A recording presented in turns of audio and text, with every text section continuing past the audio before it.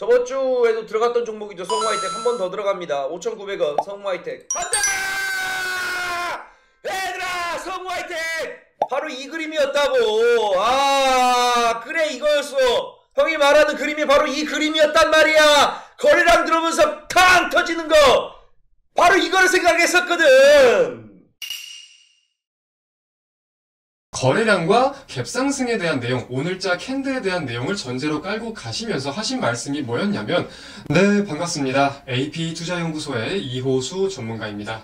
자, 오늘 저희 소장님께서 무료 추천 종목 방송을 하실 때 성우하이텍을 언급하셨는데요.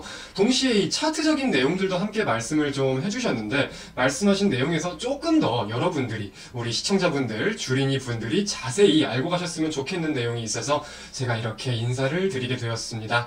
자, 일단 바로 본론으로 좀 돌아가서 기본적으로 사실상 거래량과 갭상승에 대한 내용, 오늘자 캔들에 대한 내용을 전제로 깔고 가시면서 하신 말씀이 뭐였냐면, 낙폭이 이어지던 차트가 상한가, 거래량을 붙으면서 상한가를 기록을 했고 상승 출발을 하였다. 근데 우리가 주목해야 될 부분은 여기서부터 여기까지 뭐 고점을 찍었다라는 내용이 아니라 이후 조정의 폭에 대해서 주의 깊게 살펴볼 필요가 있다 라고 말씀을 하셨는데, 저도 이 부분에 대해서 여러분들이 좀 의미를 가지셨으면 좋겠어요. 지금 상한가 캔들을 기록한 이후에 조정이 나온다고 해도 계속해서 지켜지는 자리가 어떤 자리죠? 어디에서 우리가 의미를 좀 찾아볼 수 있을까요? 선을 그어보면은 이런 식으로 좀 저가 부근에 선을 그어볼 수가 있는데, 단순히 그냥 조정이 끝난 자리, 조정이 나오는 자리라고 여겨볼 게 아니라 상한가 캔들, 낙폭이 확대되다가 거래량이 붙으면서 추세를 전환시키려고 한 장대 양봉의 종가 자리를 지켜주는 움직임을 보이고 있어요. 이거는 우리가 어떤 해석을 할 수 있겠냐고 하면은, 거래량이 실렸다라는 거는 말 그대로 돈을 많이 쓴다는 얘기죠. 돈을 많이 썼다는 얘기죠. 동시에 하루 상승 제한폭까지 굉장한 장대 양봉을 만든 거에 대해서 의미 있게 돈을 썼고, 돈을 쓴 이후에 그 자리를 지켜주고 있다. 이거는 다른 말로 주가가 관리되고 있다 라는 관점을 가지고 해석을 할 수 있는 거겠죠. 주가가 관리된다는 건 당연히 우리가 추가적인 상승을 도모할 가능성까지 살펴볼 수가 있는 건데, 그래서 실제로 저도 성우하이텍이 제 관심 종목이기도 했고 매매를 하는 종목이기도 해요. 이런 관점을 가지고. 동시에 오늘자 갭에 대해서 생각을 해봤을 때에는 지금 성우하이텍 일봉상에서 고점을 이렇게 꾸준히 좀 이어보면은 이런 추세선이 나와요. 뭐 장기이동 평균선이 하나 걸려있는 자리이기도 한데, 하여튼간에 이런 추세선을 따져봤을 때 오늘자의 출발은 이 추세선을 돌파한 자리에서 출발을 시작했죠. 이후에 잠깐 눌리는 모습이 나오기도 했지만 거래량이 꽤나 실리는 모습을 보이면서 바로 상승 전환해준 모습. 그럼 이거는 우리가 어떻게 해석을 할 수 있을까요? 주가가 관리되는 거는 우리가 확인을 했고, 오늘 시작부터 추세를 돌파하는 모습을 보였다라는 거는 보다 윗부분에 물량을 흡수하겠다, 이런 식으로 우리가 생각을 할 수 있는 거겠죠. 오늘자 추가 상승에 대한 의지를 확인할 수 있는 갭상승이 아니었나 라고 저 같은 경우는 좀 판단을 하고 있습니다. 그래서 이 내용을 좀 정리를 해서 말씀을 드려본다 하면은, 자, 거래량이 실린 장대 양봉은 기준봉이 된다. 거래량이 실린, 돈이 많이 쓰인 장대 양봉은 앞으로의 추세의 기준봉이 된다는 거고요.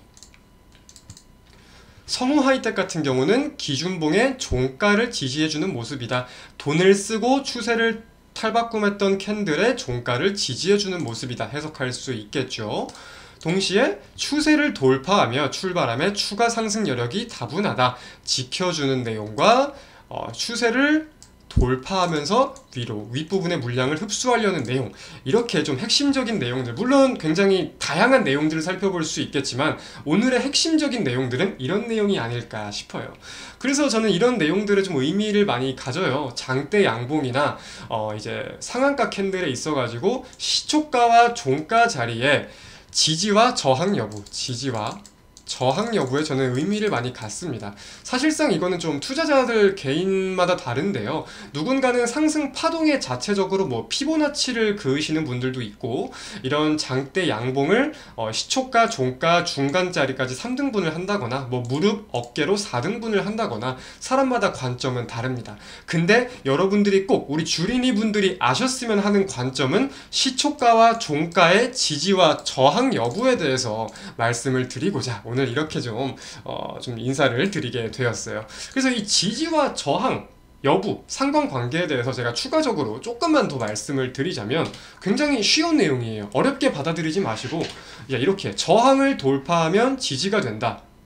지지를 이탈하면 저항이 된다. 거래량이 동반될수록 신뢰도가 상승한다. 거래량이 동반된다는 건 돈을 그만큼 많이 쓴다는 내용이다. 이렇게 해석을 할 수 있을 것 같습니다.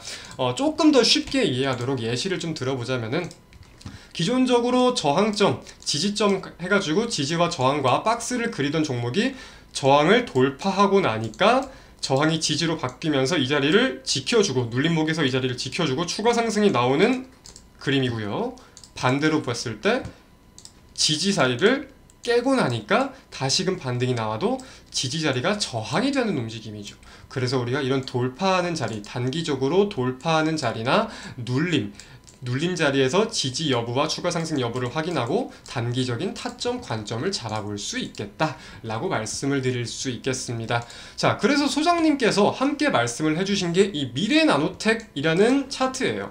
미래나노텍, 이것도 같은 관점으로 볼 수가 있겠죠. 지금 이제 이 자리를 지켜주면서, 제가 그어놓은 선 이 자리를 지켜주면서 동시에 소장님께서 말씀하신 5일선까지 지지 여부를 보이면서 추가 상승이 보이고 있는데, 그럼 이 종목의 기준봉은 뭐가 될까요?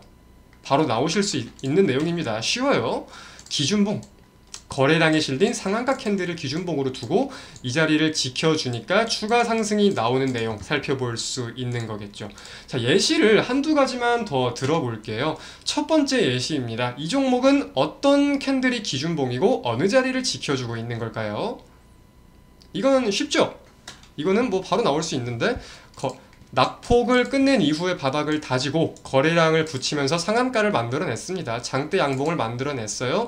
이후에 장대 양봉의 종가 자리를 지켜주면서 추가적인 상승이 이렇게 나오고 있다. 살펴볼 수 있는 거겠고, 자, 두 번째는 약간 응용 문제일 수 있어요. 자, 이거는 어떻게 선을 긋고 우리가 어떤 관점을 가지고 볼 수 있을까요? 제가 조금 기다려 볼 테니까 한번 맞춰보세요.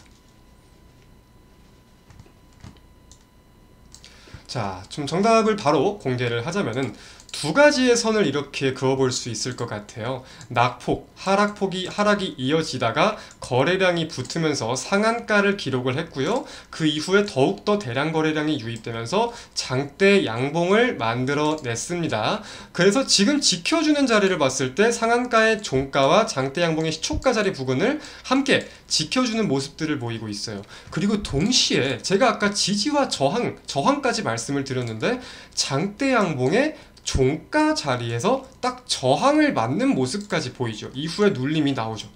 눌림이 나오다가도 뭐 추가적인 상승이 나오고 돌파를 하니까 바로 더 윗부분에 물량을 흡수하려고 이렇게 꼬리가 달리고 상승하는 모습들이 나오고 있는 관점들을 이해해 볼 수 있을 것 같아요. 그럼 이 종목 같은 경우는 타점에 대해서 생각을 해볼 때 눌림에 대한 타점을 생각을 해볼 수가 있겠고, 돌파에 대한 타점, 우리가 오늘 함께 공부한 내용으로는 이런 두 가지 관점을 좀 가져볼 수 있겠죠. 자, 오늘의 강의 내용은 여기까지입니다. 앞으로도 이렇게 좀 다양한 내용을 가지고 질 높은 정보를 가지고 말씀드릴 수 있도록 노력할 테니까 많은 시청 부탁드립니다. 감사합니다.